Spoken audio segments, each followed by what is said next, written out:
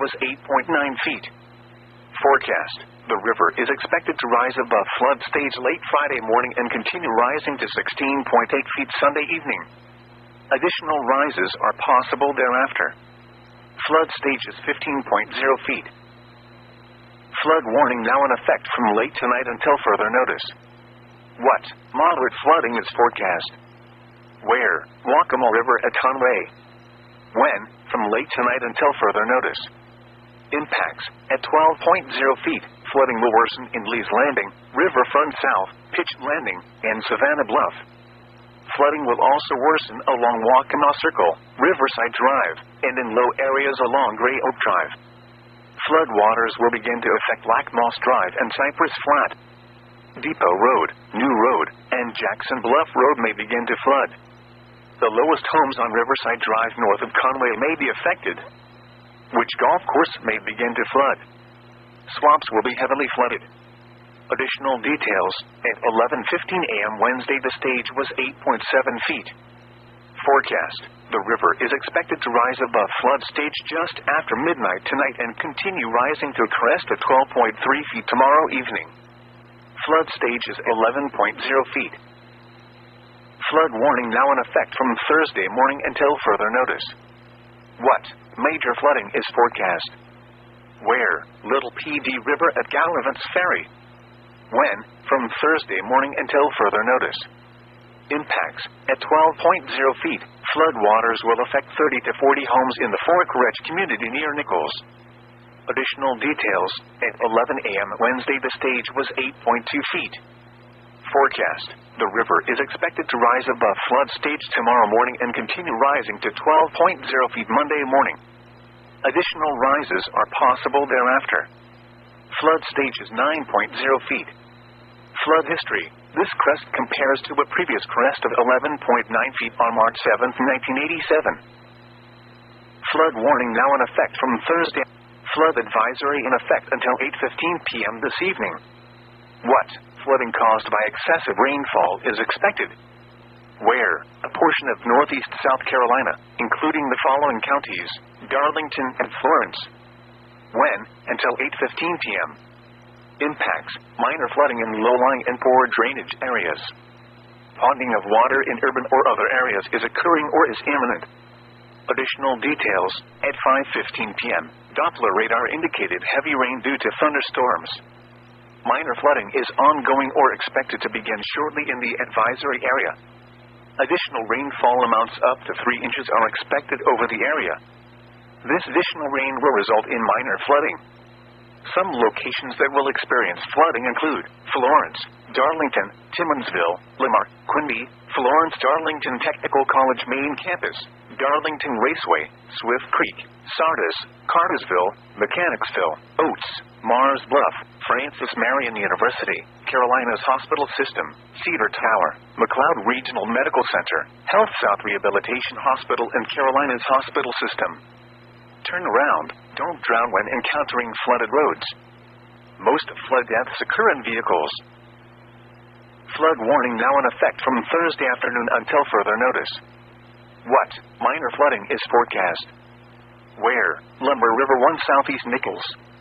When? From Thursday afternoon until further notice. Impacts. At 22.0 feet, River Road and Drowning Creek Drive are almost completely flooded and residences in the area may be cut off by flooding. Additional details. At 11 a.m. Wednesday, the stage was 18.5 feet. Forecast. The river is expected to rise above flood stage tomorrow afternoon and continue rising to 22.0 feet Monday morning.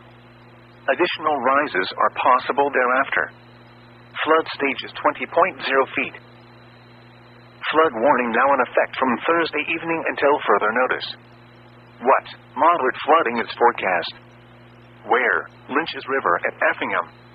When? From Thursday evening until further notice. Impacts. At 16.5 feet, water will enter some homes along Roundtree Road.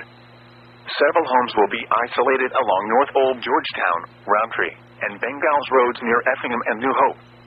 Additional details. At 11 a.m. Wednesday, the stage was 10.6 feet. Forecast. The river is expected to rise above flood stage tomorrow evening and continue rising to a crest of 16.4 feet Saturday morning. Flood stage is 14.0 feet. Flood warning now in effect from Thursday evening until further notice. What? Moderate flooding is forecast. Where? Black River at King Street. When? From Thursday evening until further notice. Impacts. At 14.0 feet, flood waters will continue to affect immediate areas along the riverbed. Rising water levels will also reach Highway 41 at Enders at 14.5 feet. Additional details. At 11 a.m. Wednesday, the stage was 4.8 feet. Forecast. The river is expected to rise above flood stage late tomorrow evening and continue rising to a crest of 14.8 feet Saturday evening. Flood stage is 12.0 feet. Flood warning now in effect from Thursday evening until further notice. What? Moderate flooding is forecast. Where? Great PD River at PD. When? From Thursday evening until further notice. Impacts. At 25.0 feet, flood waters will continue to affect logging operations upstream and downstream from PD. Flooding of farmlands adjacent to the river will worsen. Additional details. The road.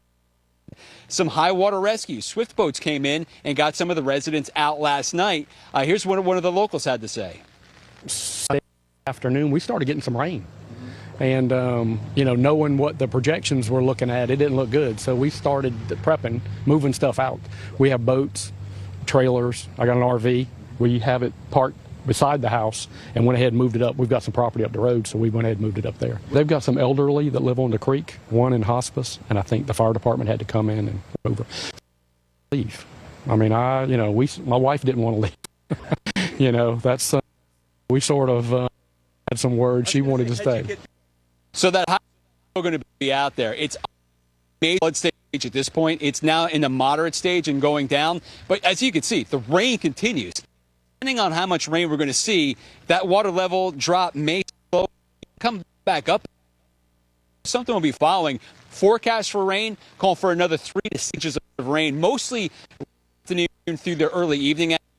Storm comes back near Jamestown. When? Until further notice. Impacts. At 16.0 feet, water surrounds the residents at the end of Harris Landing Road and the adjacent boat ramp is inaccessible. Additional details. At 3:30 p.m. Wednesday, the stage was 12.9 feet. Forecast. The river is expected to rise to a crest of 16.2 feet Sunday evening. Flood stage is 10.0 feet. A tropical storm warning remains in effect for the following counties. Up the road, so we went ahead and moved it up there. They've got some elderly that live on the creek, one in hospice, and I think the fire department had to come in and remove her. Some people don't want to leave. I mean, my wife didn't want to leave. That's, we sort of had some words. She wanted to stay. So that high water is still going to be out there. It's underneath the major flood stage at this point. It's now in the moderate stage and going down. But as you can see, the rain continues. So depending on how much rain we're going to see, that water level drop may start to slow or even come back up again right by that creek. So something will be following. Forecast for rain, call for another 3 to 6 inches of rain, mostly late this afternoon through the early evening hours as that storm comes back into shore. And then it should start to dry out by overnight tonight through tomorrow. As that circulation moves north, the dry air gets entrained and wrapped around, and we'll see those rainfall rates start to come down by Thursday. But over the next 12 to 24 hours, we're going to see that rain initially start out heavy, taper off, and ultimately get out of here. But we're going to see a lot. Total-wise, Somerville, South Carolina, close to 20 inches of rain, and we could see a little bit more added on that, especially when we see landfall coming in. But this is the Wando River right now. This is one of the rivers that we have to watch for the elevational changes, the water level changes. The Wando, the Cooper, the Ashley, the Edistos are all going to be riding high to moderate to major stage. That's going to carry through the weekend, depending on how much more rain we see out of this. And as recovery efforts continue ahead of the event, help is on the ground and on the way to the area. Joining me now is the Assistant Administrator of the Office of Response and Recovery at FEMA, Colt Hagmeyer. Colt, thanks so much for joining us. How has FEMA prepared for Debby, and how many people do you have on the ground there in the southeast to respond to it? Well, good afternoon. Yeah, FEMA's been working with our interagency partners as well as our state and local partners since last week. We've been working with the National Weather Service and the National Hurricane Center tracking this storm, trying to figure out where it's going and what it's going to be producing, and then pre-positioning our commodities and our personnel in the states that we thought would be most impacted. So across Florida, Georgia, South Carolina, North Carolina, we have more than 700 personnel already in position, with more deploying. We have over 1 million meals in those locations, as well as 1.5 million liters of water ready to go when the state and locals need them. But I think it's so important that we really emphasize that this storm is not over. We're here for response and recovery, but right now we're still in response. This storm, as you just said, is loitering off the coast and meandering back in. And once it comes back into North Carolina, it's going to go up through the mid-Atlantic and the Northeast. So we're not out of the woods yet. We're focused on the Southeast, but we're ready to support all the states along the Eastern Seaboard. Absolutely. And I know you guys have your hands full. You talked about some of the states already impacted and how you're still in that response phase of things. How has that been going? What are some of the areas that maybe need the help the most as of right now? Yeah, well, obviously we're following the storm. So initially we were focused on Florida. We had our regional administrator down there sitting side by side with the state director. The regional administrator then moved on to Georgia. Now he's in South Carolina.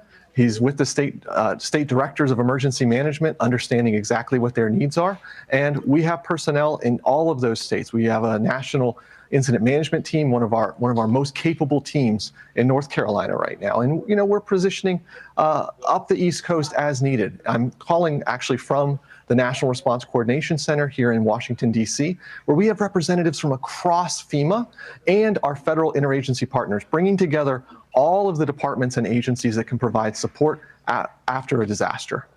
And it's my understanding that, you know, search and rescue teams, they have been deployed. This system has shown itself to be deadly at times. How are teams so far assisting to state officials? How has that search and rescue been for you guys as well? So we provide teams in support of state and local officials. So when they ask for them, we deploy them out there, and we have multiple in all of those states that I was just talking about, and more on the way. We also have multiple high water vehicles from the Department of Defense, one of our key partners in providing equipment after a disaster when there's high water, and they have been engaged in providing rescues. But really, we take our cues from state and local officials. They're the ones closest to the communities. They know what's needed. But I think it's, you know, as we're talking about rescues, that's why it's so important that people listen to state and local officials, that you take your safety seriously. You evacuate when told to evacuate. You have a kit ready to go, and don't do silly things like wading through floodwaters or driving through them. It doesn't take a lot of water to float your vehicle, and we don't want to be doing those kinds of rescues. All great reminders, especially as we head into the next couple of days with Debby still expected to make a major impact across the Eastern Seaboard. Colt Hagmeiger with FEMA, thanks so much for joining us here on Fox Weather. Thanks for having us on. Fox Weather is your Hurricane HQ, and we've been spending a lot of time, for obvious reasons, talking about Debby, but there are other things to watch out there in the tropics, and even those happening in the Pacific. That could tell us something, Kiana, about what to expect in the Atlantic. We had that big flurry of activity out on the Pacific side. Yeah, we had a couple of storms that we were watching initially through earlier in the week. Debby obviously being the main focus here on the East Coast and in the Atlantic. But back towards the Pacific, we did have a couple of things that were active. Where we stand for now, a couple of tropical waves still working their way across, say, the ITC zone.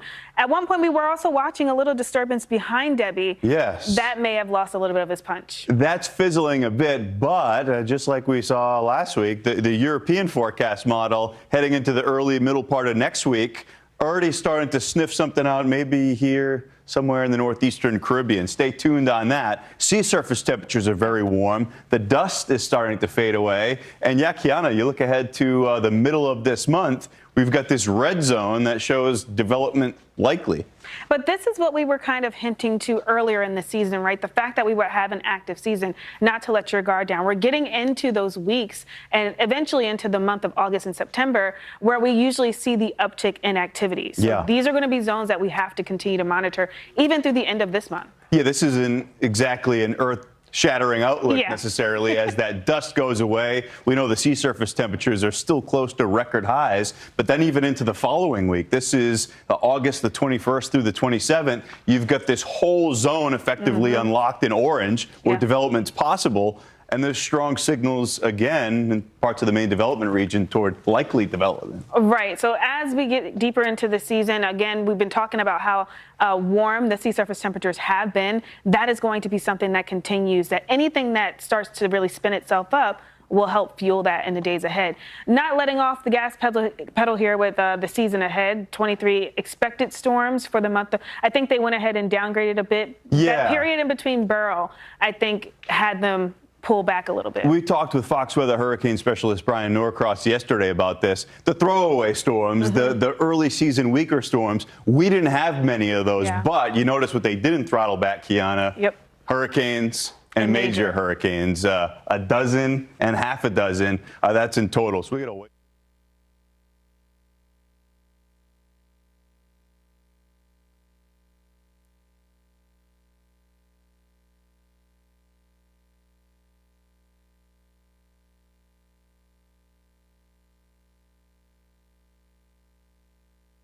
To go rolling through this season.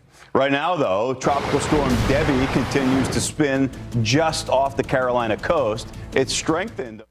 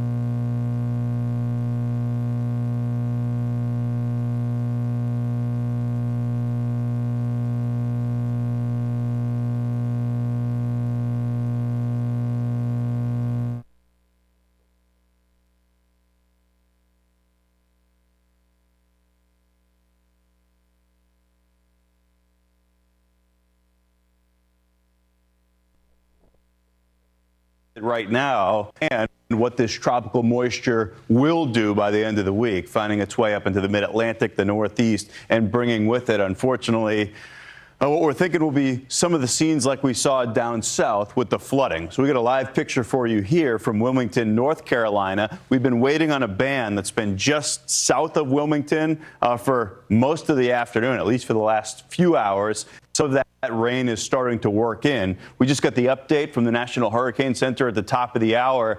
The intensity of this system is holding steady, and its motion remains very slow, only moving off to the northeast. Carolina is dead over the ocean.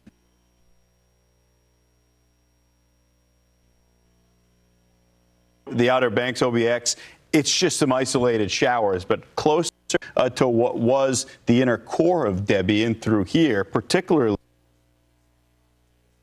quadrants, that's very warm,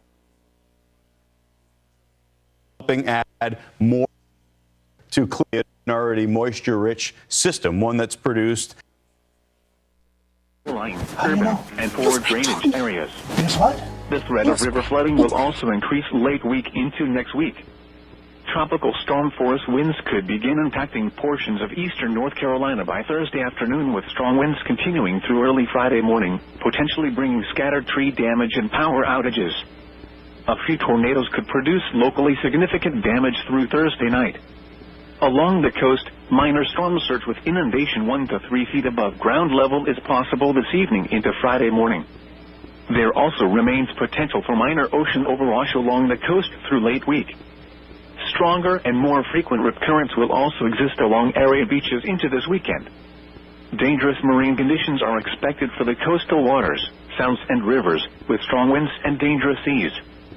This will create treacherous conditions for mariners. The following is a flood watch for the following counties in North Carolina: Hatteras Island, mainland Dare, northern Outer Banks, and Tyrrell. Flood watch remains in effect through Friday evening. Flash flooding caused by excessive rainfall continues to be possible.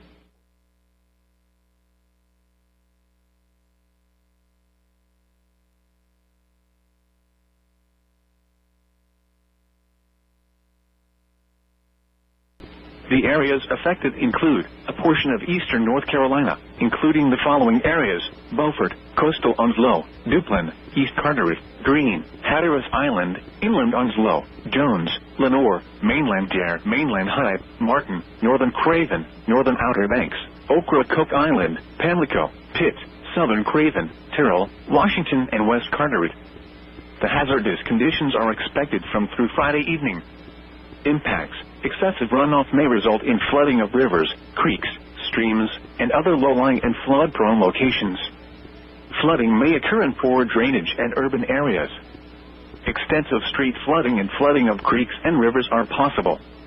Additional details: Tropical Cyclone Debby will continue to produce periods of heavy rainfall across eastern North Carolina through late this week. Additional rainfall amounts of 3 to 6 inches with locally higher amounts will be possible. If these amounts materialize, there will be an increased risk of significant flooding of urban, low-lying, and poor drainage areas this week. Where the heaviest rainfall rates occur, there will be the potential for flash flooding as well. http://www.weather.gov/safety/flood. You should monitor later forecasts and be pushes in and trains his camera to those low-lying clouds. Those are full of rain. Cape Fear, and then to the south of that is the border of North Carolina and South Carolina, and then Myrtle Beach, which has seen a tremendous amount of precipitation today. But in the interim, we are facing some pretty good wind gusts here, and the ability to actually be out on these beaches right now. And Lloyd, if you can, show them the amount of people that have been out here this afternoon into the evening, getting their fleeting moments of fun. A lot of kids going back to school, and that have paid for hotels and trying to enjoy this, even though a tropical storm is about to bear down once again on the U.S. here. But it has just been an epic journey that we Myers Beach, then to Clearwater Beach, and then the landfall near Perry, Florida, that we captured, and we were in the and then up to Savannah, Island, and now here in Carolina Beach, about 15 miles south of Wilmington. More rain is going to come in, unfortunately, as this system moves onto land, and we've already had ample amounts. What that can cause is more flooding here, and preparing. They're worried actually about this. They're surrounded by rivers. It's a low-lying area, and they could have pretty good flash flooding, and so people need to stay off the streets. There have been 5 deaths already, 4 in Florida and 1 in Georgia. We hope that number does not go up. And as far as this team here on the ground, we are going to track this system as it comes onto land and then heads up to the northeast, where the most affected areas are. Tracking it for the day. Going to a second landfall in the warnings. A state of emergency is in effect right now in the state of Carolina. Carolina. FEMA is ready to deploy resources. The National Guard is on standby. Power crews are on standby. We've got days left ahead of this at halftime, unfortunately. And it feels like this system, like we have been tracking this for weeks. And indeed, we actually have. Just over 2 weeks ago, it was. Here we are. We are reporting here in North Carolina and will continue our quest to capture the effects of Tropical Storm Debby. One's no longer be able to strengthen. It gets cut off from that moisture source. As up to the north, lots of rain all the way east. This is going to be the final act of Debby once it reaches the northeast, at least for United States impacts. And it's going to be perhaps one of the most impactful ones. I would think so, simply because we have so many big metros in the days ahead. Philadelphia, for example, you'll notice that by Thursday, you may start feeling the outer rounds of this impact. And then as we head into Friday, bigger chances there. Once we get into the weekend, I think for Philly, it looks pretty good. But those areas to the north into South. Okay. The temperature was 78. The wind was southeast at 9 miles an hour, gusting to 21. Here are the coastal marine and buoy reports. All wind speeds are given in knots and temperatures in degrees Fahrenheit. At buoy 50 miles east of Virginia Beach, winds were southeast at 10. Sea temperature 79. Air temperature 77. At Duck Pier, winds were east at 12. Air temperature 72. At buoy 2 miles east of Duck, water temperature 69. The wave height was 3 feet every 7 seconds. At buoy 10 miles northeast of Duck, water temperature 67. The wave height was 4 feet every 7 seconds. At Oregon Inlet, winds were southeast at 10. Air temperature 79. At buoy 13 miles east of Oregon Inlet, water temperature 79. The wave height was 6 feet every 8 seconds. At buoy 13 miles east of Hatteras, the water temperature 81. The wave height was 7 feet every 7 seconds. At Hatteras Coast Guard Station, winds were southeast at 10. Water temperature 79. Air temperature 82. At Diamond Shoals Buoy, winds were southeast at 17. Sea temperature 81. Wave height 9 feet. Wave period 8 seconds. At Cape Lookout, winds were southeast at 20. Air temperature 82. At buoy 30 miles southeast of New River Inlet, winds were southeast at 21. Water temperature 82. Air temperature 83. At buoy 30 miles southeast of New River Inlet, water temperature 82. The wave height was 10 feet every 11 seconds. At Frying Pan Buoy, winds were southeast at 27. Water temperature 81. Air temperature 81. The wave height was 12 feet every 9 seconds.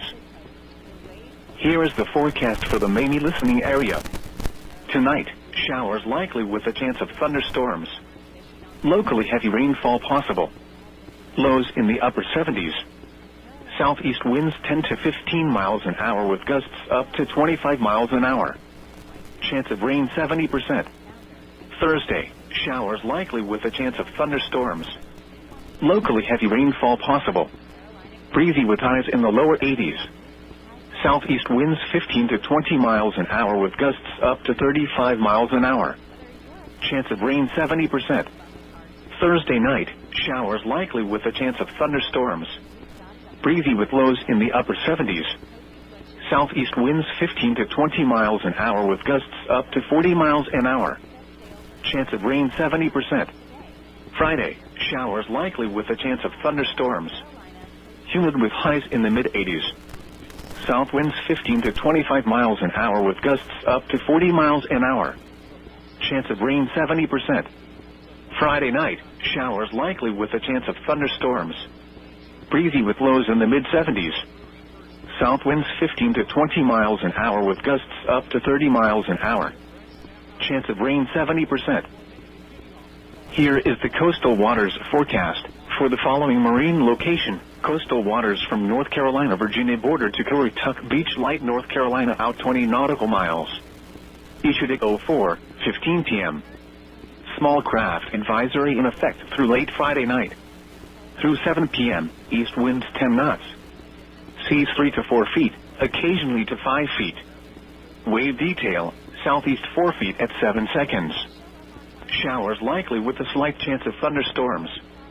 Tonight, east winds 10 to 15 knots, becoming southeast 15 to 20 knots with gusts to 25 knots after midnight. Seas 4 to 5 feet, occasionally to 6 feet. Wave detail, southeast 5 feet at 8 seconds. Showers likely. Thursday, southeast winds 20 to 25 knots with gusts up to 30 knots.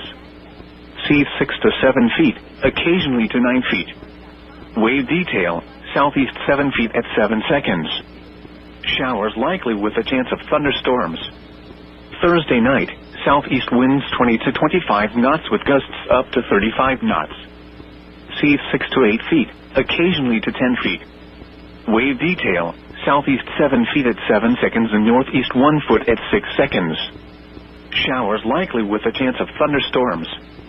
Friday, south winds 20 to 25 knots with gusts up to 35 knots. Seas 6 to 8 feet, occasionally to 10 feet. Wave detail, southeast 7 feet at 7 seconds and northeast 1 foot at 6 seconds. A chance of showers and thunderstorms.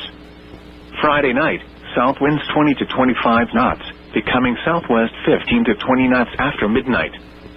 Seas 6 to 7 feet, occasionally to 9 feet. Wave detail, southeast 6 feet at 7 seconds. A chance of thunderstorms. Showers likely. Saturday, southwest winds 10 to 15 knots. Seas 5 to 6 feet, occasionally to 8 feet, subsiding to 3 to 4 feet, occasionally to 5 feet in the afternoon. A chance of showers. Saturday night, south winds 5 to 10 knots, becoming southwest after midnight.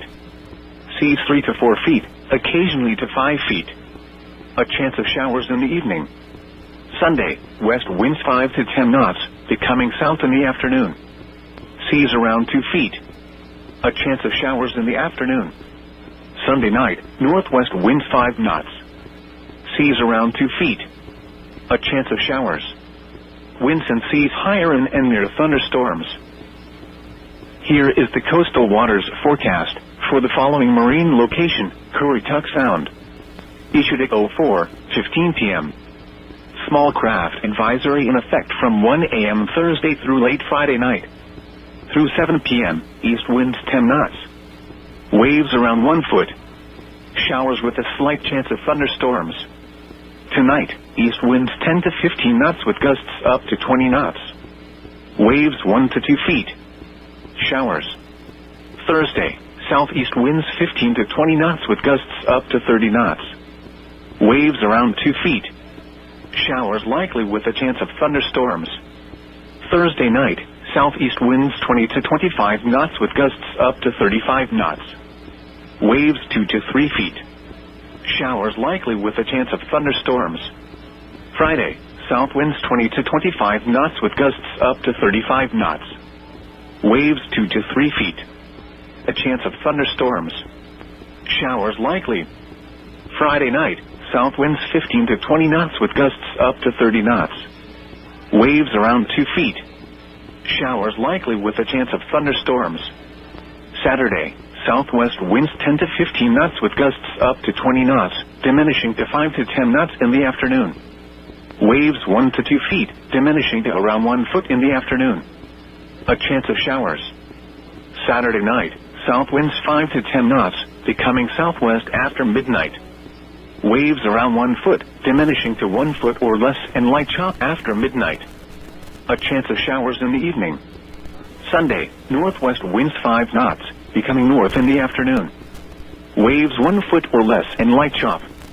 A chance of showers in the afternoon. Sunday night, northeast winds 5 knots, becoming northwest after midnight. Waves 1 foot or less and light chop. A chance of showers in the evening.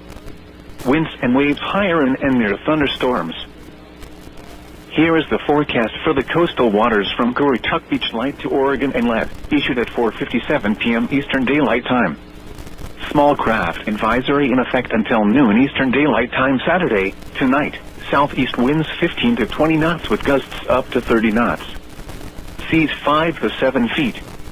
Dominant period 7 seconds. A chance of thunderstorms. Showers likely this evening and overnight, then a chance of showers late. Thursday, southeast winds 15 to 20 knots, increasing to 20 to 25 knots in the afternoon. Gusts up to 30 knots. Seas 5 to 8 feet. Dominant period 7 seconds. Showers likely with a chance of thunderstorms.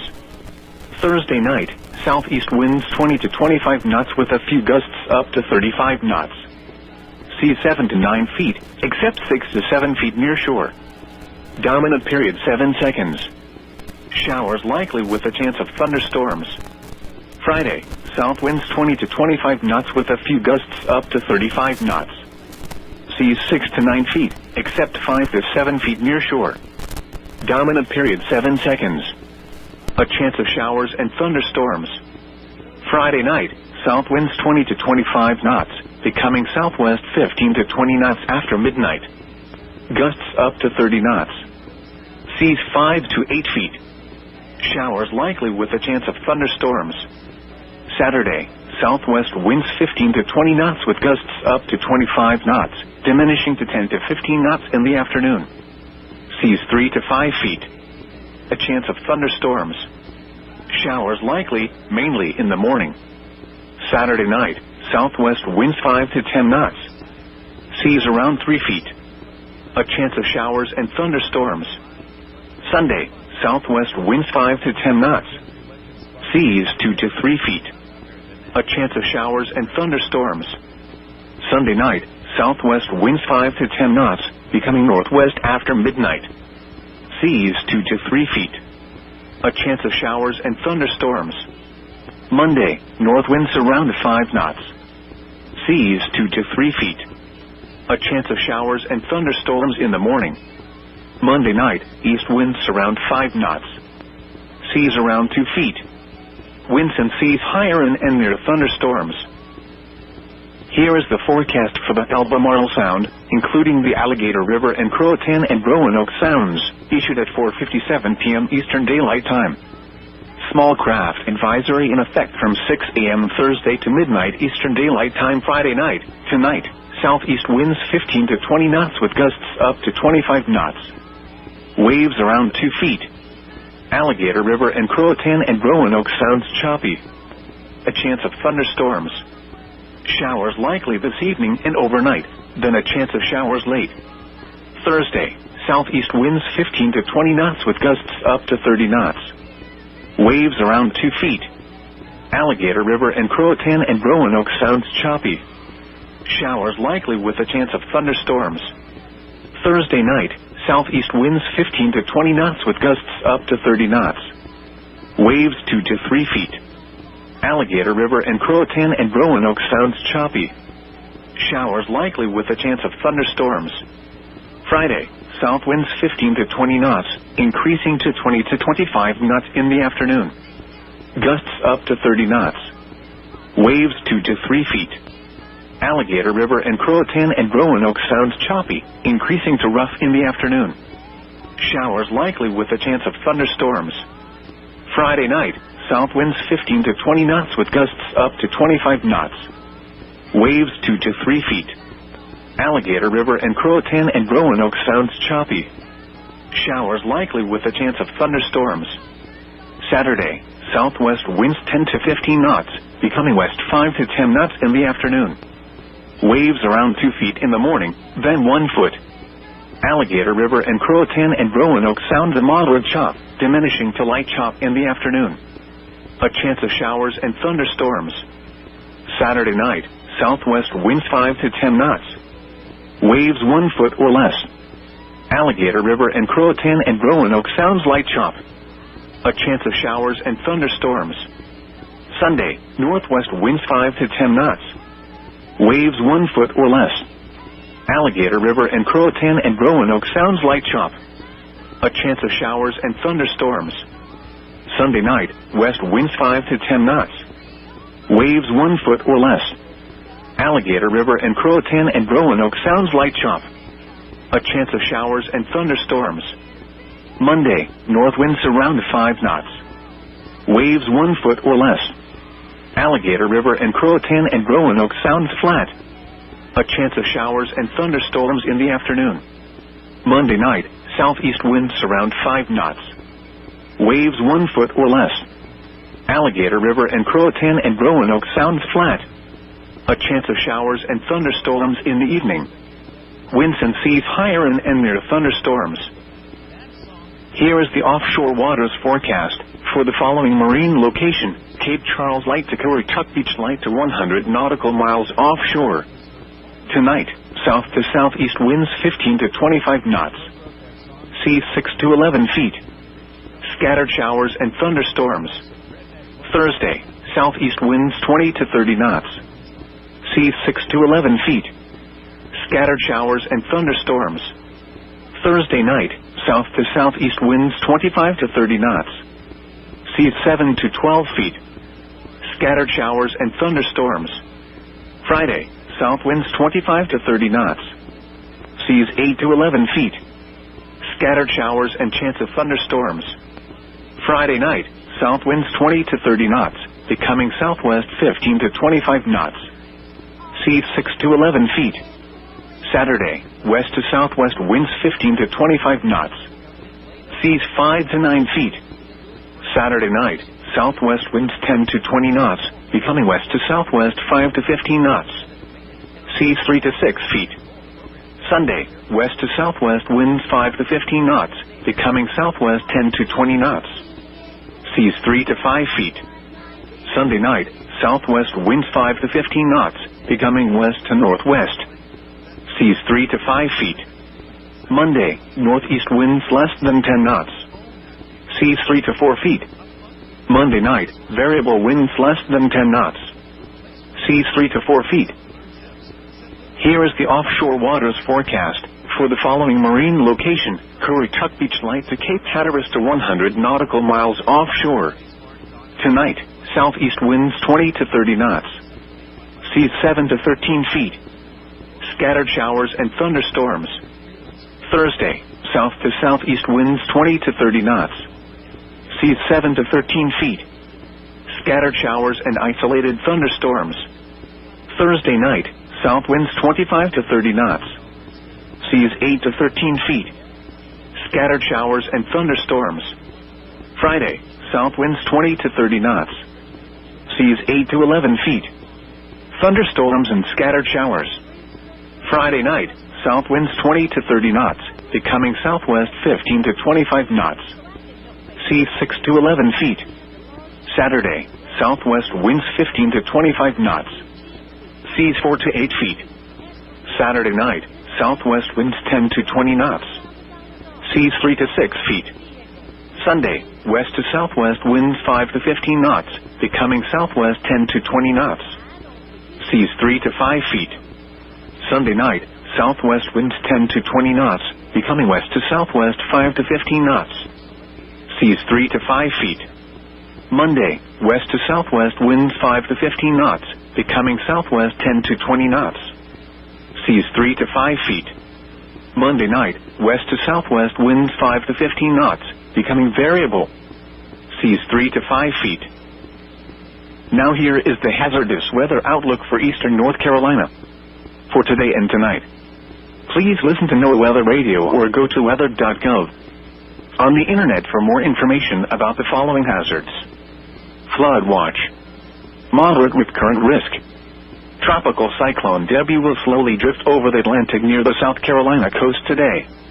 Outer rain bands will lift across eastern North Carolina, bring with periods of heavy rainfall with the threat of flash flooding as well as the threat for isolated tornadoes.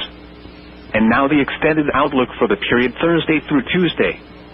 Please listen to NOAA Weather Radio or go to weather.gov. On the internet for more information about the following hazards: flood watch. Tropical Cyclone Debby will slowly lift north across South Carolina and central North Carolina Thursday and into the mid-Atlantic on Friday. Periods of heavy rainfall will continue to bring the threat for flash flooding into Friday. The threat for isolated tornadoes also continues through Thursday. Hazardous beach conditions will also persist through the weekend with large surf and dangerous rip currents. Residents and visitors are encouraged to keep a close eye on the forecast the next several days. The following is a coastal flood advisory for the following county: Eastern Currituck, North Carolina. Beach hazard statement in effect from Thursday morning through Thursday evening. Coastal flood advisory remains in effect from 10 a.m. Thursday to midnight Friday night. For the beach hazard statement, dangerous rip currents are expected. For the coastal flood advisory, up to 1 foot of inundation above ground level expected in low-lying areas near shorelines and tidal waterways. The areas affected include, in North Carolina, Eastern Currituck County.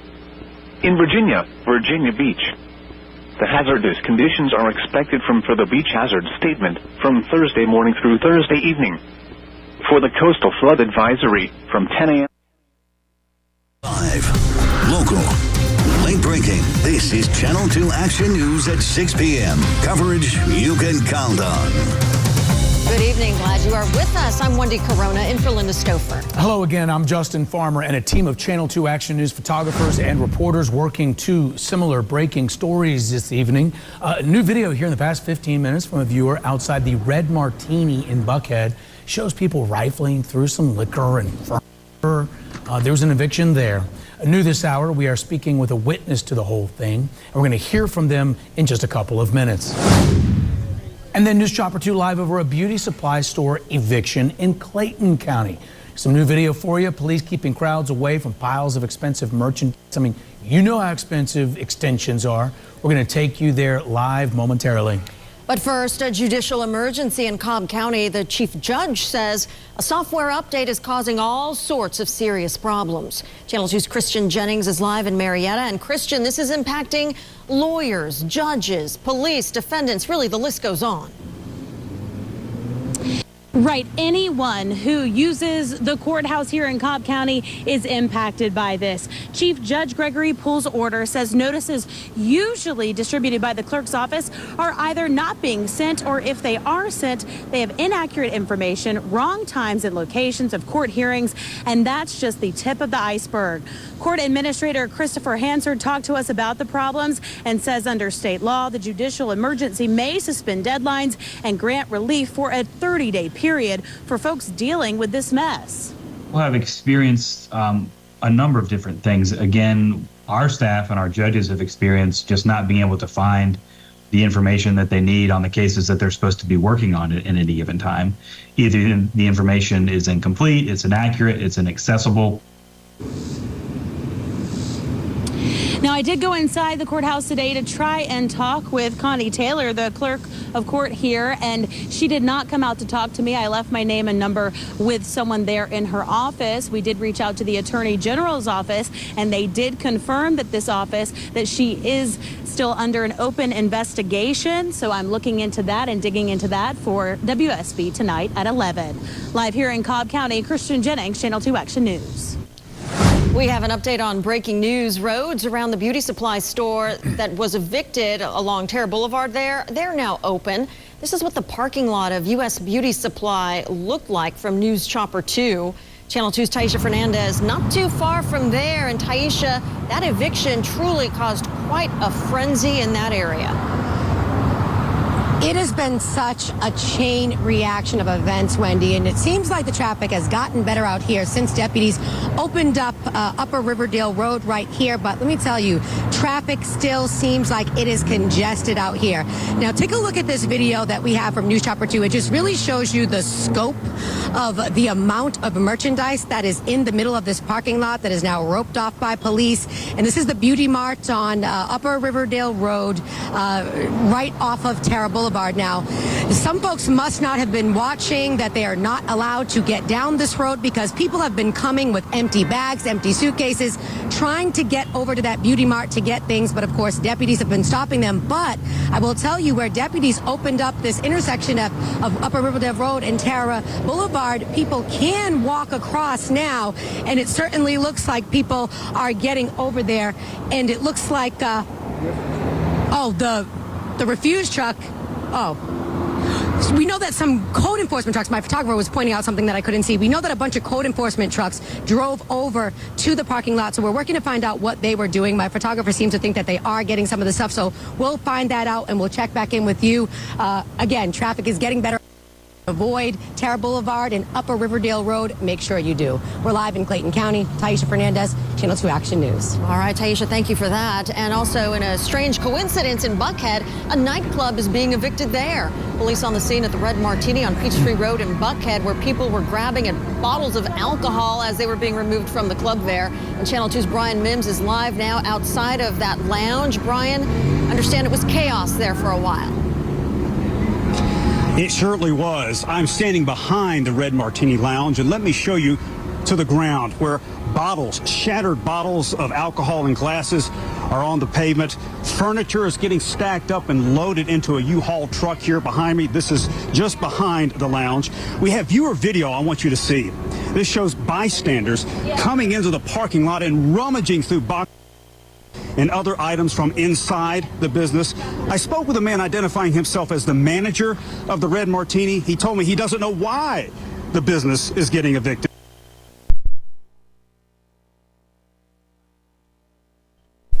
And the business was ordered to leave the premises, 8 months ago. Now, I did speak with one woman who watched it all play out this afternoon.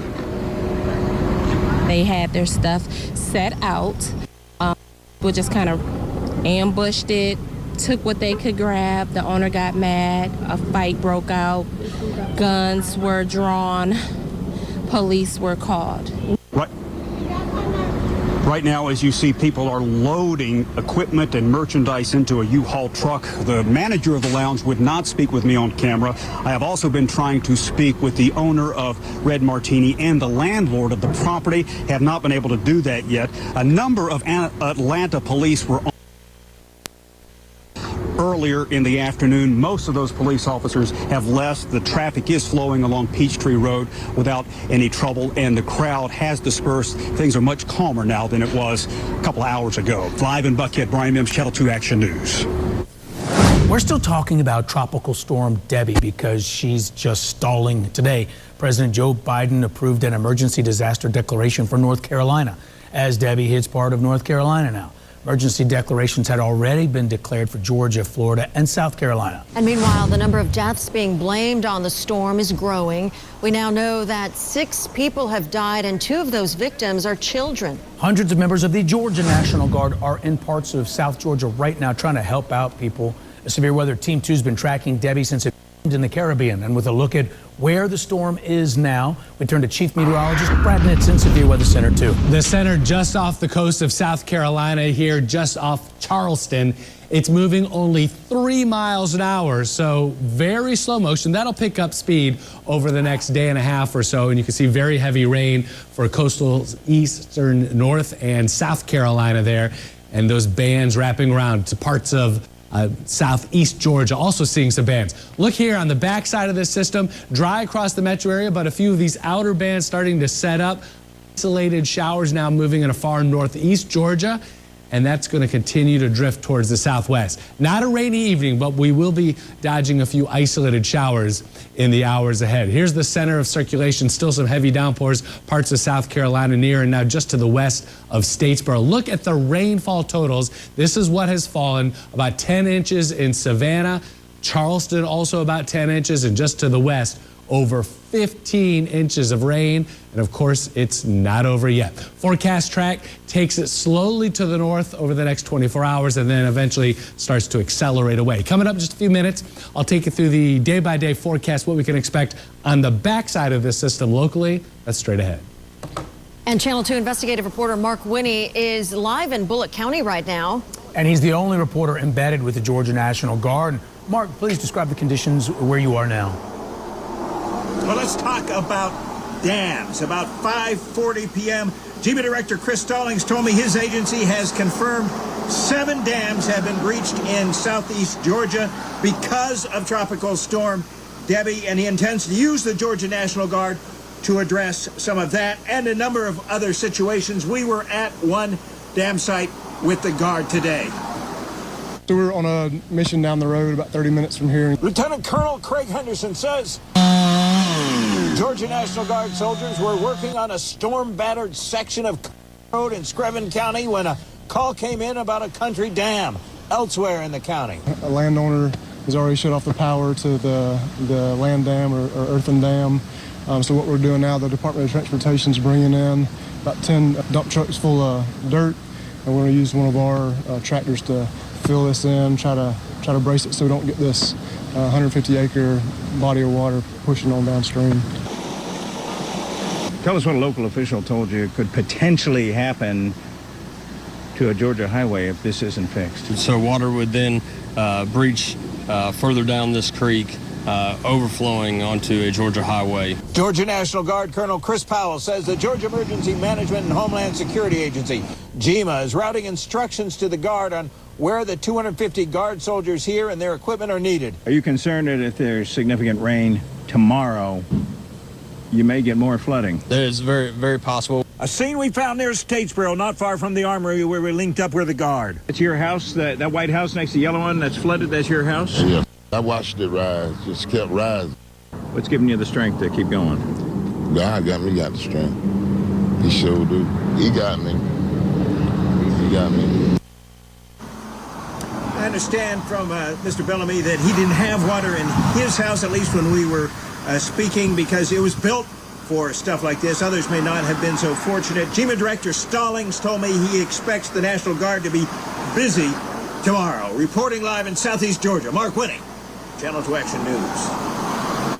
A live look now at the Ravenel Bridge in Charleston, and keep it here for continuing coverage of Tropical Storm Debby. As South Carolina braces for landfall, we'll monitor conditions as well in Georgia. Now to the disruptions that saw thousands of Delta flights canceled or delayed. Today, attorneys filed a new class action lawsuit against the Atlanta-based airline on behalf of Delta passengers. It accuses the airline of stranding them during and after the CrowdStrike IT debacle that happened in late July. The lawsuit is seeking refunds for the people affected. We reached out to Delta. Delta declined to comment, citing pending litigation. Now, previously, Delta had said that it plans to issue 10,000 bonus miles and reimburse what it called, quote, reasonable expenses. A woman trying to care for her disabled son while they're living in a car says someone pulled money from her bank account to rent a car. So she reached out to Channel 2 Action News investigates how we are trying to help her get that money back. Plus, a grieving mother is looking for answers after her daughter was shot and killed after being caught in the crossfire. Why she says her daughter was so special. Closed captioning sponsored by Morgan & Morgan, America's largest injury law firm. Breaking stories. No one covers them like we do. I'm Channel.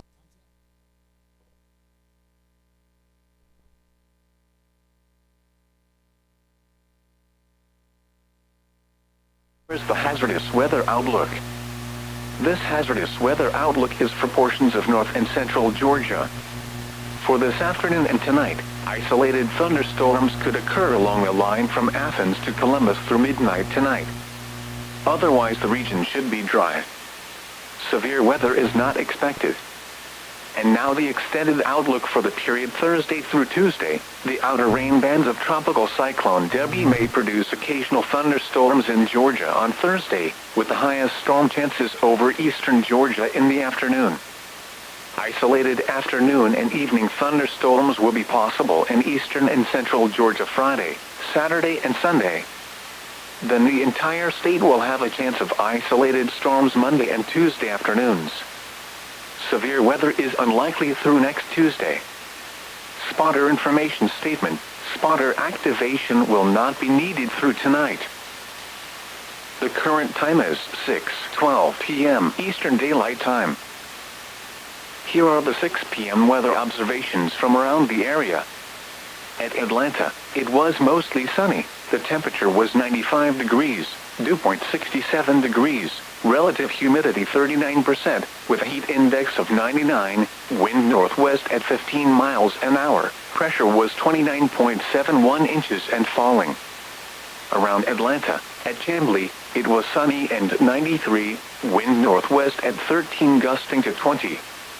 At Marietta, it was mostly sunny and 94, wind north at 10. At Mableton, it was sunny and 94, wind northwest at 9. At Peachtree City, it was sunny and 93, wind northwest at 10 gusting to 20. At Lawrenceville, it was sunny, wind variable at 5. At Cartersville, it was sunny and 93, wind variable at 7.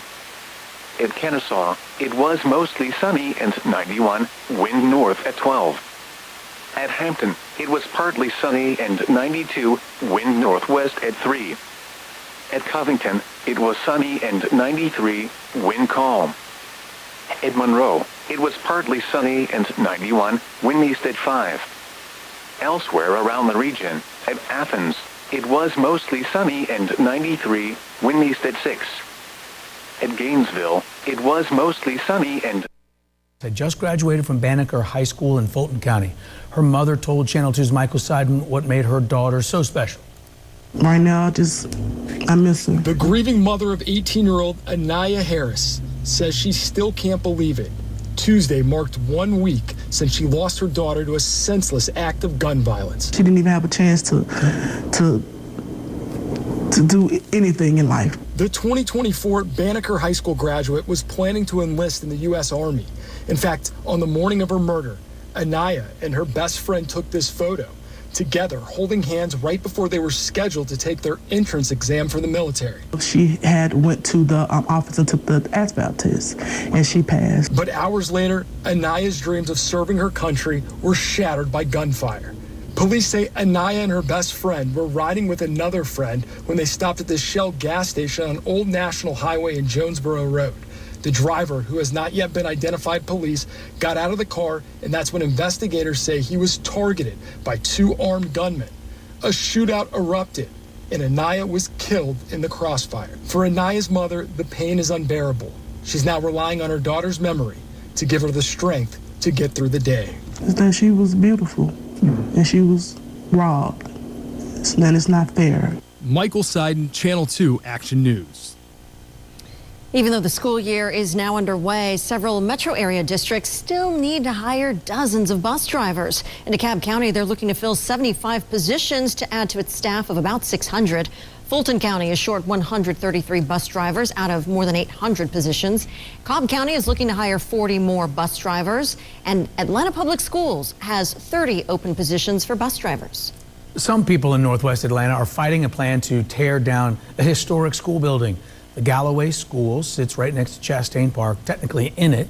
Members of a neighborhood planning unit voted against the school's rezoning request. Brought you the results of the vote on WSB Tonight Tuesday. Many people do not want to lose the history the building represents, but school leaders say it's no longer safe. That building was built in 1911, and it has served us incredibly well for the time that we've been in it, but it was never designed to be a school. You mentioned that we don't have adequate fire safety in that building. It's not ADA compliant. Decision will be up to the Atlanta City Council. Governor Brian Kemp did not mention former President Donald Trump while making his first public appearance since the former president verbally attacked him at his rally on Saturday. Channel 2's Richard Elliott is live in Athens, where Governor Kemp talked about the state's economy instead. Richard. Yeah, Governor Brian Kemp spoke for the first time publicly since Donald Trump verbally attacked him at that rally on Saturday. He never once mentioned the former president during that congressional luncheon here, but other Republicans did. Governor Brian Kemp got a standing ovation from business leaders Wednesday as he spoke before the Georgia Chamber's annual congressional luncheon. Kemp spoke only about the state's economy and said nothing about Donald Trump or Trump's Saturday rally in Atlanta. I've had you up to here, Brian. I've had you up to here. He's a bad guy, and he's not doing this country a good service. Trump went on the attack, going after Kemp and the First Lady, blaming Kemp for his 2020 election loss and making more false claims of election fraud. Since then, many Georgia politicians and others have rallied on social media, not to Trump, but to Kemp. Of the Kemps. What support for the governor and Miss Marty. Georgia's Secretary of State Brad Raffensperger, himself a target of Trump's wrath, questioned the wisdom of attacking a popular sitting governor in his own state. When someone has the kind of approval that Governor Kemp has, I would go with that and try and leverage that and have that on my team because people just love Brian Kemp. Georgia GOP Congressman Mike Collins was at the rally and at the luncheon Wednesday. He says he still supports Kemp and Trump. He likened the dust-up to a family spat. You always have difference of opinions in the Republican Party anyway. I think that's one of the things that defines us. We reached out to the governor's office for comment. They had none. We also reached out to the Trump campaign for comment. Haven't heard back from them yet. We are live in Athens. Richard Elliott, Channel 2 Action News. Promoters just canceled 3 Taylor Swift shows in Vienna, Austria. This after the arrest of 2 terror plot suspects. Austrian authorities say that one of them, who's just 19, had pledged allegiance to ISIS, the Islamic State. They believe that the pair wanted to target the concerns scheduled to begin tomorrow. A former Fulton County detention officer learned his sentence for choking a female detainee. A judge sentenced Monique Clark to 4 years in prison, followed by 3 years of supervised release. In March, Clark pleaded guilty to using excessive force. That incident happened at the North Jail Annex in Alpharetta in June of last year. Police arrested the suspects in a local jewelry store heist across the country. The store owner explains why the timing of this crime was especially devastating. Federal officials are thinking of implementing industry-wide safety recommendations for planes. The possible changes stem from Boeing's door incident. Someone killed a woman 25 years ago.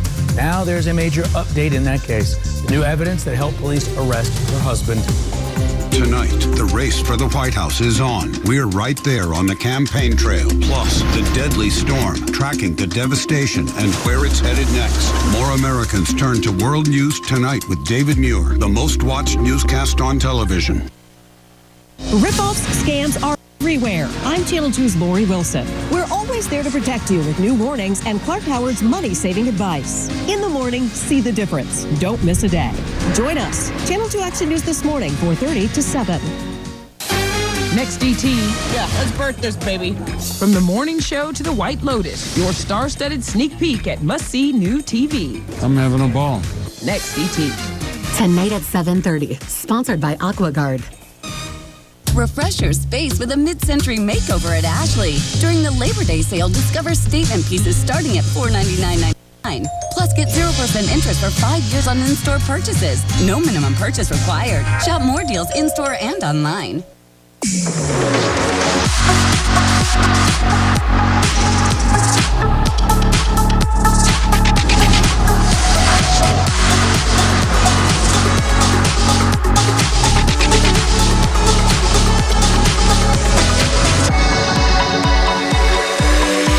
Get 2.9% APR for 36 months plus $1,000 purchase allowance on most 2024 Cadillac models when you finance through Cadillac Financial. I'm running to fight for an America where the economy works for working people, where you only have to work one job to pay the bills, and where hard work is rewarded, where reproductive rights are not just protected by the Constitution of the United States. And that's the America I believe in. FFPAC is responsible for the content of this ad. Our game, our rules. Don't let the insurance company get away with playing a rigged game. Call me and it'll be game over.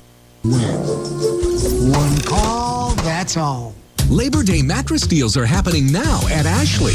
For a limited time, save up to $1,000 on select mattress purchases. Plus, get 0% interest for 5 years on in-store purchases. Only at Ashley. Georgia, you came through to help us stop the bus. Together, you donated more than 6,000 backpacks. Thank you, Georgia, for being our partners in such an important mission. Family to family, community coverage you can count on. Sports on Channel 2 is presented by Estes Heat, Air, Plumbing, and Electrical. For a limited time, Estes Services offers free second opinions. Visit estesair.com to book your appointment. So, one Falcons wide receiver carted off the field today with an air cast on his leg. That doesn't sound good. No. Channel 2 Sports Director Zach Klein joins us now with the latest on Rondale Moore. Yeah, guys, we don't want this to happen, whether it's the regular season or preseason. Bad luck for the Falcons and Mr. Moore. He came over to the Falcons during the offseason in that trade that sent Desmond Ridder to the Arizona Cardinals. Moore again on the practice fields this morning in what was the second of 2 joint practices against the Miami Dolphins, and he suffered a non-contact injury towards the end of today's practice. Moore carted off the field for medical attention, and the Falcons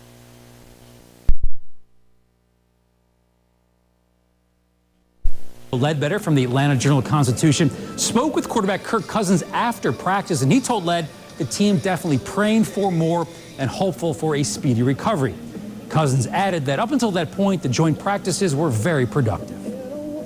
You know, it's really important to see different looks, just seeing different nickel pressures, corner pressures, coverage structures, fronts. It creates a lot of good conversation. The meeting time after these practices is very productive to talk through it all.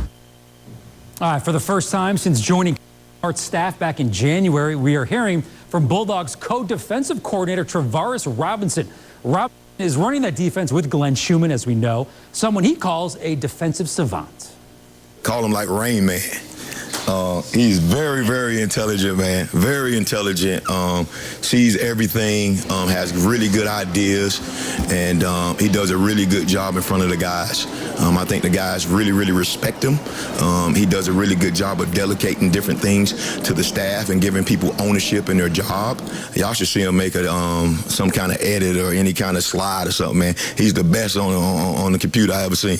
But he's an awesome dude. That he is. All right, we are on the campus of Arkansas State this morning, where the Owls continued their training camp. Head coach Brian Bohannon is entering his 10th season with the program. He told us today over half of the team is going through fall camp for the first time as members of his program, and right now it is all about establishing a tough winning culture. We got to continue to fight when we get tired, and because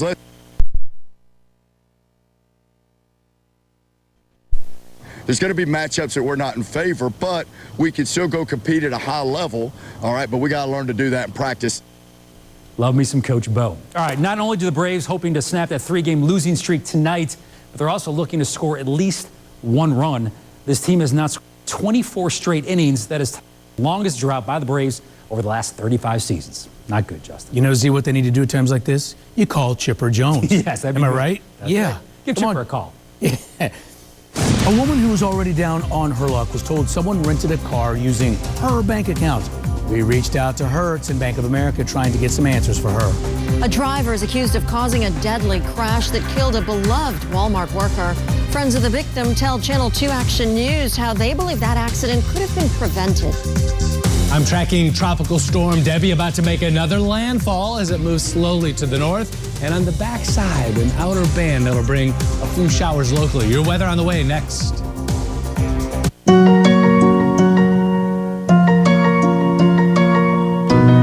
Seeing clearly matters. Being seen matters more. Get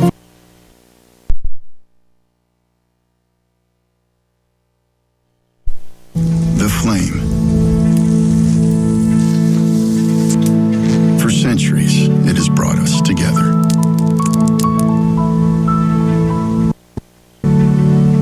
It's a symbol of unity,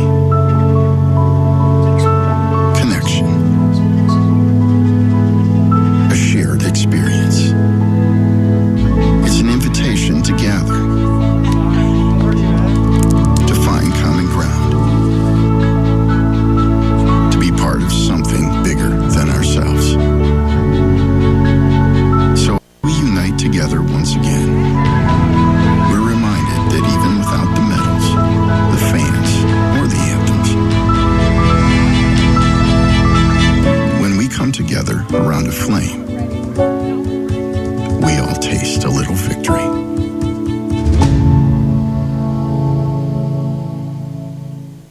It's here. The Rooms to Go Kids Back to School Bed Sale. Give your kids the room they've been dreaming of at low back to school sale prices. Add a pop of color with upholstered beds on sale as low as $2.99. With bunk and loft beds on sale. Disney theme beds on sale. Book beds on sale.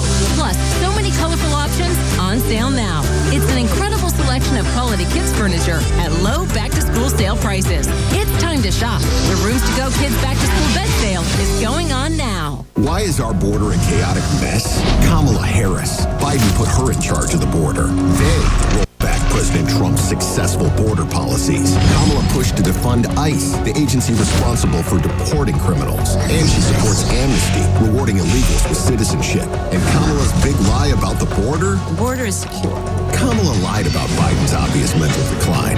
And oh boy, did she lie about the border. Make America Great Again Inc. is responsible for the content of this advertising.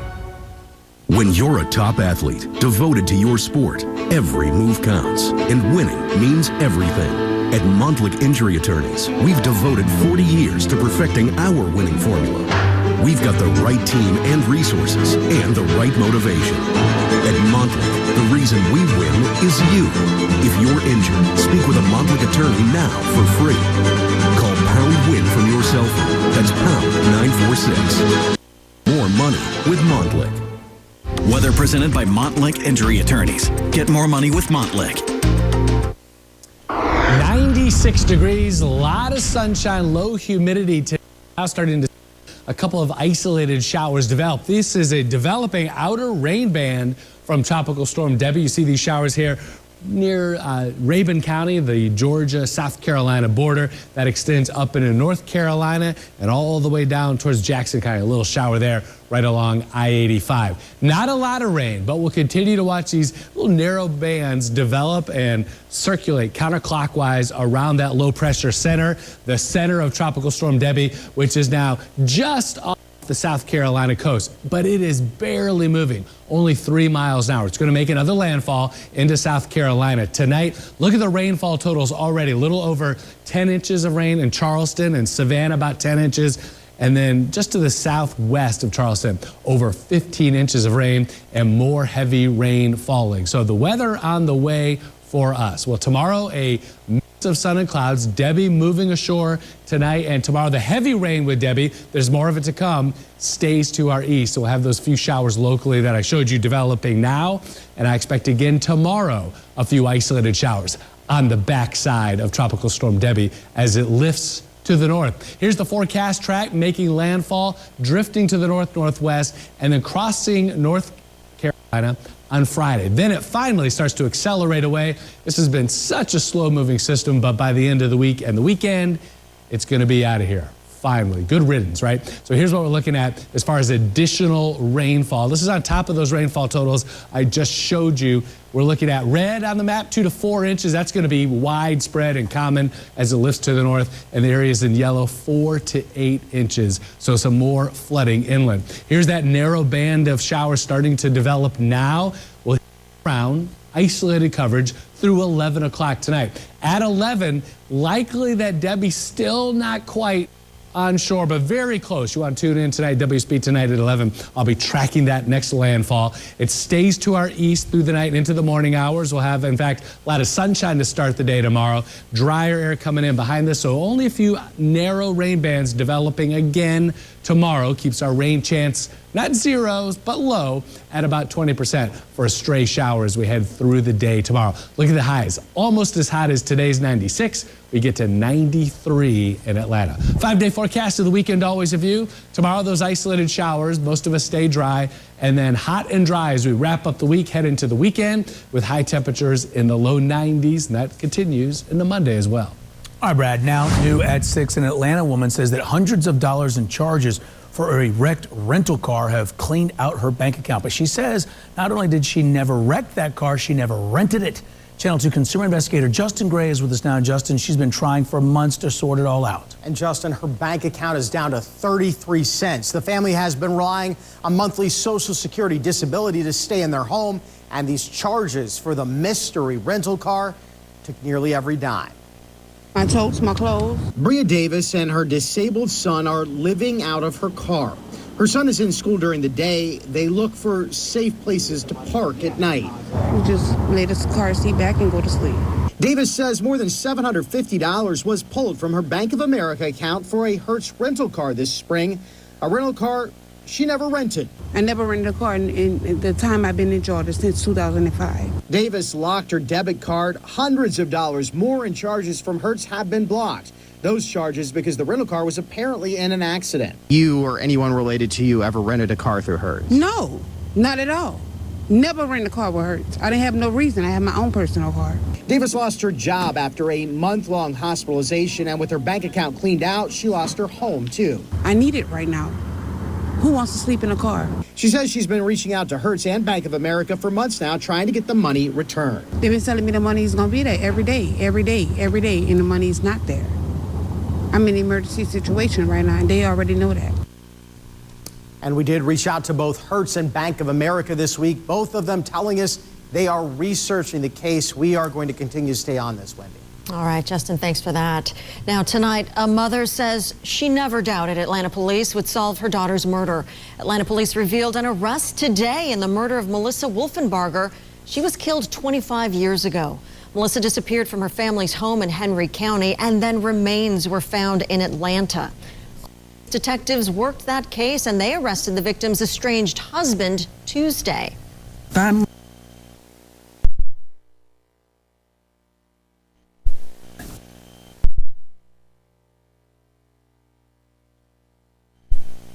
A new study shows abortions are on the rise despite the Supreme Court overturning Roe v. Wade 2 years ago. Abortions averaged nearly 99,000 per month in the first quarter of this year, 14% higher than the same period a year ago. The nonprofit family planning group We Count attributes the increase to a 28% surge in medication abortions. State bans are preventing nearly 10,000 in-person abortions each month. Now, in Georgia, abortions are legal before 6 weeks of pregnancy. The state's heartbeat abortion law bans the procedure when a fetus's heartbeat can be detected typically. Abortions after 6 weeks are allowed in cases of rape and incest or when a mother's life is at risk. Federal officials are considering major industry-wide safety recommendations after a door plug just blew right off mid-flight. The January incident involving a Boeing 737 MAX 9 aircraft. A preliminary investigation found the plane was missing 4 bolts when it left a Boeing factory last fall. During a hearing this week, testimony revealed workers felt pressure from Boeing to do their jobs quickly. People in Atlanta and around the world are mourning the shocking death of Georgia Aquarium CEO Dr. Brian Davis. He died this week at just the age of 54. We got this video of Davis in 2019 for a Channel 2 special on the aquarium. The current CEO of the aquarium in Florida has known Davis since 2004 when they worked together at the aquarium.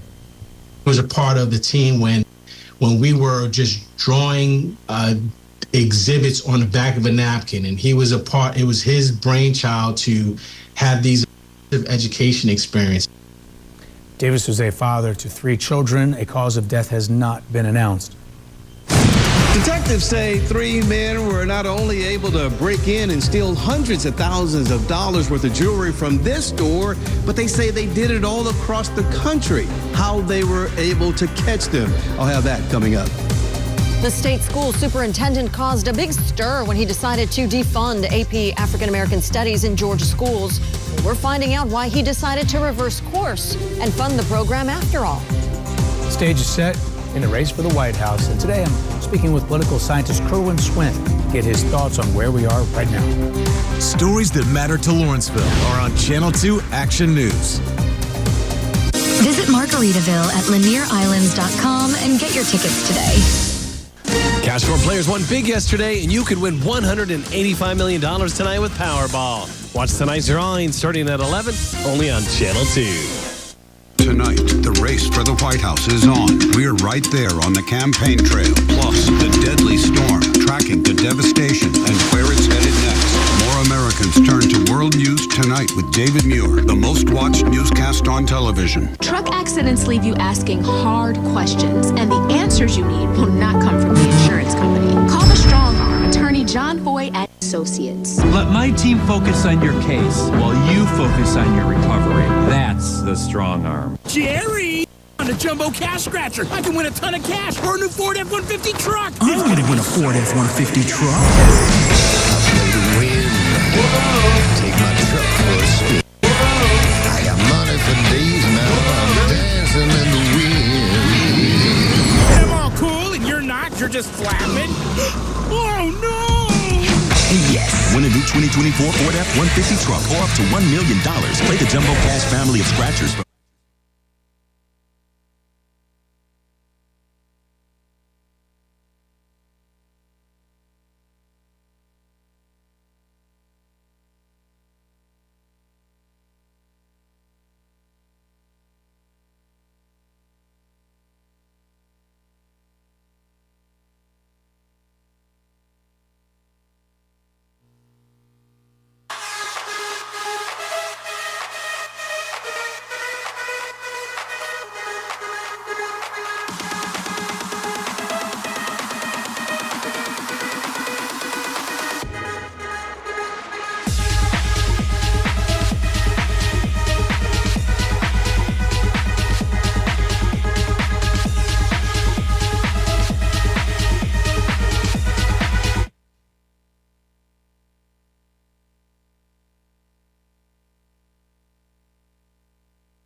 Again, a confirmed tornado on the ground in downtown Conyers. This is a very dangerous and life-threatening weather event. Get into the interior section of your house, away from windows or a basement if you have. And there's the debris right there in the Millstead area near the Rockdale Medical Center. Right.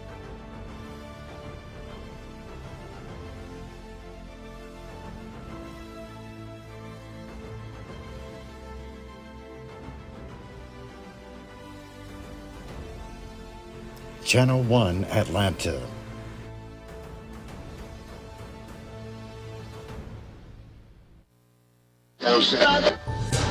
There is a storm coming, an event like the world has never seen before.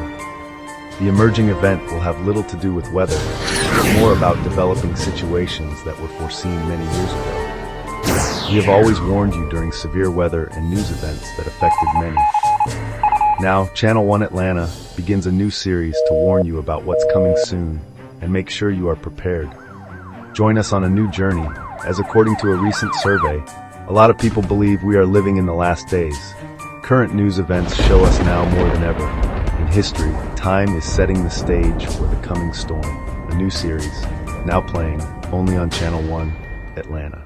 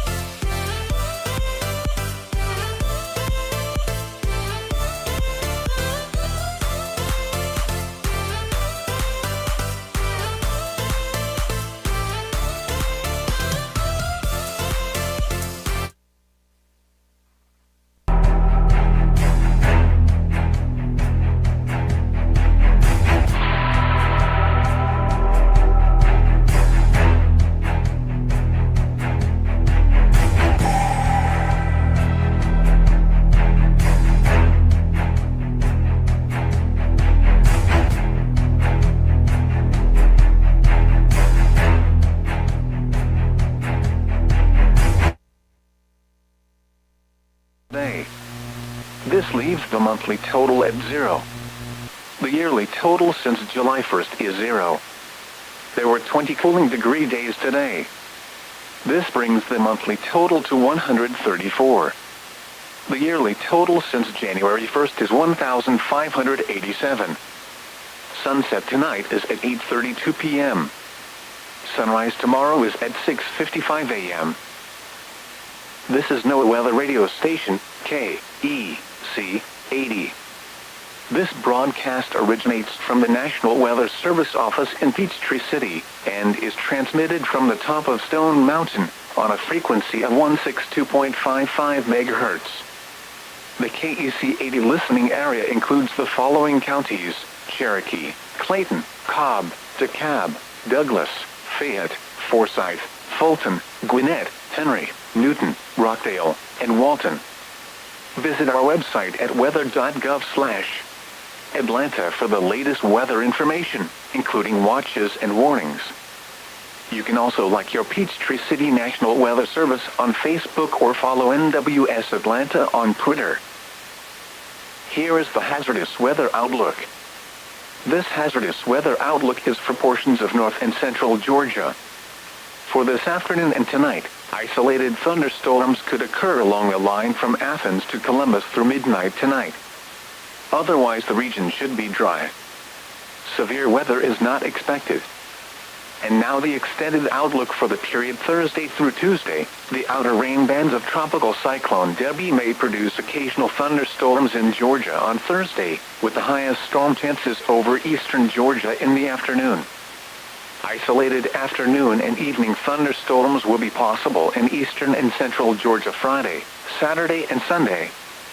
Then the entire state will have a chance of isolated storms Monday and Tuesday afternoons.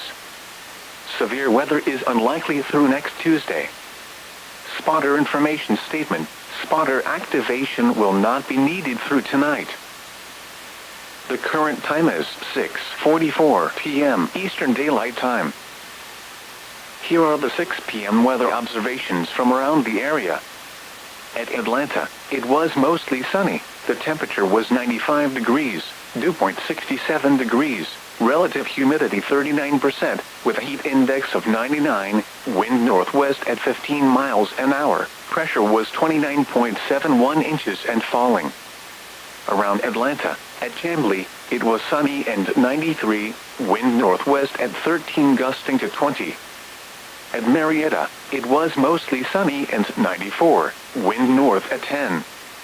At Mableton, it was sunny and 94, wind car and then began tracking cell phones and discovered these 3 suspects had robbed 22 jewelry stores around the country.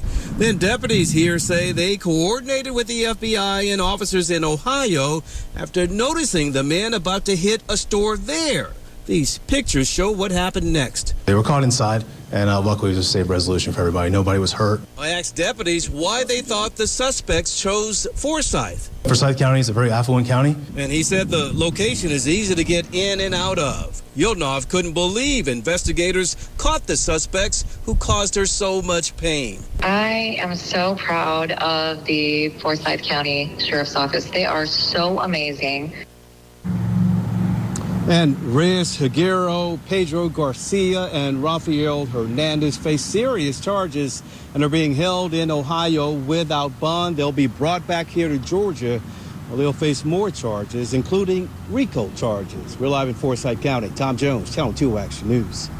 It's hot, isn't it? Another look at what's happening outside right now and what is ahead. Here's our chief meteorologist, Brad Nitz, live in Severe Weather Center 2. It is definitely hot. Of course, we have Tropical Storm Debby, counterclockwise circulation around the area of low pressure. So that means on the backside, northerly winds pulled in some dry air, lots of sunshine, got to 96. Also, a few very narrow outer bands developing and starting to bring a few showers into parts of northeast Georgia. Very heavy rain out along the coast. Look at this, over 15 inches, parts of South Carolina, Savannah, had 10 inches of rain and 60-mile-an-hour winds and some of those bands offshore. This is going to lift to the north as we head through the night into tomorrow, slowly crossing South Carolina. This is tomorrow afternoon at 2 o'clock. Like today, tomorrow afternoon, evening, a few stray showers here on the west side of this system. I'm going to keep our overall rain chance tomorrow low at 20%. Then as we head into Friday, Saturday, Sunday, starting to race away, and we will finally say good riddance to Tropical Storm, ultimately Tropical Depression Debby. 5-day forecast of the weekend always in view.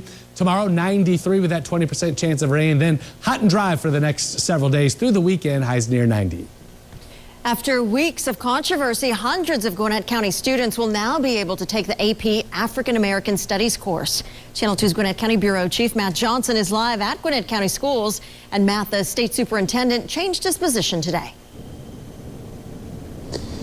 Yeah, last month, the state superintendent said that part of this AP African American Studies course clearly violated the state law. But after getting some legal advice, he says now that's not the case. Some students who were eager to take the course tell me this controversy never should have happened.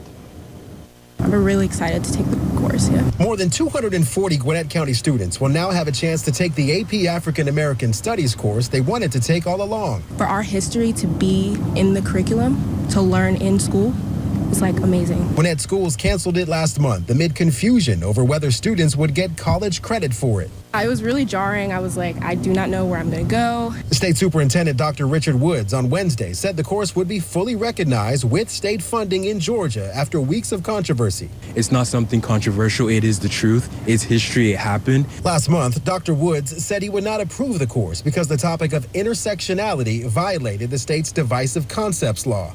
On Wednesday, Woods said he spoke with the Attorney General's office and wrote, quote, "It has been determined that this law shall not restrict local school systems from adopting any AP, IB, or dual enrollment course." If we have to fight for Black history, which is what we just did, I can definitely say I am happy that we won that fight. After Dr. Woods' statement on Wednesday, Gwinnett Superintendent Dr. Calvin Watts informed students and staff that the course will return for students. The students who signed up for the course last spring will have the option to change their schedule and take the course as planned. Everyone should know about it for us to completely move forward as a country. And now going forward, all Georgia AP classes will come with a disclaimer indicating that the curriculum is endorsed by the College Board and not the Department of Education. The disclaimer also states that the curriculum should be taught without, quote, espousing personal political beliefs. Live in Gwinnett County, Matt Johnson, Channel 2 Action News. Going on in South Carolina, but no more flash flood warnings down here in our region in coastal Georgia. So some good news there, but still got a ways to go for that water to recede. As we make our way on into the overnight, you can see that the center of circulation goes inland along about the wee hours of Thursday morning. About Thursday afternoon, it is really pelting parts of South Carolina and North Carolina with a very heavy fall and through much of the day Thursday into Friday. For us, it's just the heat here. Yeah, plenty of sunshine warmed us, as you saw, 96. Now we're at 95, but it's 90s all across the metro area. So a slow cool down by morning, or by tonight, 70s by morning. We'll update that for you coming your way tonight.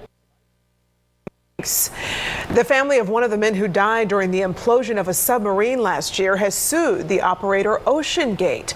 Paul-Henri Nargeolet, a French explorer who died in June 2023 while on the voyage to see the Titanic wreckage site. He was one of 5 aboard the submersible when it imploded shortly after losing contact with its support vessel. Now Nargeolet's family is seeking more than $50 million from OceanGate for a wrongful death lawsuit. OceanGate suspended its activities after the disaster. Well, the Falcons spent the last 2 days practicing against another team. Turns out they ended up learning a lot about themselves. A DJ Shockley's story from Miami is next in Fox 5 Sports. Got a hold. These days are from around the area. At Atlanta, it was mostly sunny. The temperature was 95 degrees. Dew point 67 degrees. Relative humidity 39% with a heat index of 99. Wind northwest at 15 miles an hour. Pressure was 29.71 inches and falling. Around Atlanta, At Chambly, it was sunny and 93, wind northwest at 13 gusting to 20. At Marietta, it was mostly sunny and 94, wind north at 10. At Mableton, it was sunny and 94, wind northwest at 9. At Peachtree City, it was sunny and 93, wind northwest at 10 gusting to 20. At Lawrenceville, it was sunny, wind variable at 5. At Cartersville, it was sunny and 93, wind variable at 7. At Kennesaw, it was mostly sunny and 91, wind north at 12. At Hampton, it was partly sunny and 92, wind northwest at 3. At Covington, it was sunny and 93, wind calm. At Monroe, it was partly sunny and 91, wind east at 5. Elsewhere around the region, at Athens, it was mostly sunny and 93, wind east at 6. At Gainesville, it was mostly sunny and 93, wind northwest at 8. At Macon, it was mostly sunny and 93, wind north at 12. At Columbus, it was sunny and 97, wind north at 12. At Birmingham, it was mostly sunny and 93, wind west at 5. At Rome, it was sunny and 94, wind north at 9. At Chattanooga, it was mostly sunny and 95, wind north at 8. At Asheville, it was partly sunny and 82, wind north at 5. At Augusta, it was partly sunny and 82, wind north at 8. At St. Simon's Island, it was partly sunny and 88, wind northwest at 14 gusting to 20. Here is the official forecast from your National Weather Service for the Atlanta listening area. Tonight, partly cloudy with a slight chance of showers and thunderstorms early, then partly cloudy with a slight chance of showers late this evening. Mostly clear after midnight. Lows in the lower 70s. North winds up to 10 miles an hour. Thursday, mostly sunny. A slight chance of showers and thunderstorms in the afternoon. Highs in the lower 90s. Northwest winds 10 to 15 miles an hour. Chance of rain 20%. Thursday night, mostly cloudy in the evening, then becoming partly cloudy. Lows in the mid-70s. Northwest winds up to 10 miles an hour. Friday, sunny. Highs in the mid-90s. Northwest winds 10 to 15 miles an hour. Friday night, mostly clear. Lows in the lower 70s. Northwest winds up to 10 miles an hour. And now the extended forecast. Saturday through Sunday night, mostly clear. Highs in the lower 90s. Lows in the upper 60s. Monday and Monday night, mostly clear. A slight chance of showers and thunderstorms. Highs in the lower 90s. Lows in the lower 70s. Tuesday and Tuesday night, partly cloudy. A slight chance of showers and thunderstorms. Highs in the lower 90s. Lows in the lower 70s. Wednesday and Wednesday night, partly cloudy. A chance of showers and thunderstorms. Highs in the lower 90s. Lows in the lower 70s. For more detailed weather, water, and climate information, please visit our website at weather.gov/Atlanta. Here is the hazardous weather outlook. This hazardous weather outlook is for portions of north and central Georgia. For this afternoon and tonight, isolated thunderstorms could occur along the line from Athens to Columbus through midnight tonight. Otherwise, the region should be dry. Severe weather is not expected. And now the extended outlook for the period Thursday through Tuesday. The outer rain bands of Tropical Cyclone Debby may produce occasional thunderstorms in Georgia on Thursday, with the highest storm chances over eastern Georgia in the afternoon. Isolated afternoon and evening thunderstorms will be possible in eastern and central Georgia Friday, Saturday, and Sunday. Then the entire state will have a chance of isolated storms Monday and Tuesday afternoons. Severe weather is unlikely through next Tuesday. Spotter information statement. Spotter activation will not be needed through tonight. The current time is 6:57 p.m. Eastern Daylight Time. Here are the 6 p.m. weather observations from around the area. At Atlanta, it was mostly sunny. The temperature was 95 degrees, dew point 67 degrees, relative humidity 39%, with a heat index of 99, wind northwest at 15 miles an hour, pressure was 29.71 inches and falling. Around Atlanta, at Chamblee, it was sunny and 93, wind northwest at 13 gusting to 20. At Marietta, it was mostly sunny and 94, wind north at 10. At Mableton, it was sunny and 94, wind northwest at 9. At Peachtree City, it was sunny and 93, wind northwest at 10 gusting to 20. At Lawrenceville, it was sunny, wind variable at 5. At Cartersville, it was sunny and 93, wind variable at 7. At Kennesaw, it was mostly sunny and 91, wind north at 12. At Hampton, it was partly sunny and 92, wind northwest at 3. At Covington, it was sunny and 93, wind calm. At Monroe, it was partly sunny and 91, wind east at 5. Elsewhere around the region, at Athens, it was mostly sunny and 93, wind east at 6. At Gainesville, it was mostly sunny and 93, wind northwest at 8. At Macon, it was mostly sunny and 93, wind north at 12. At Columbus, it was sunny and 97,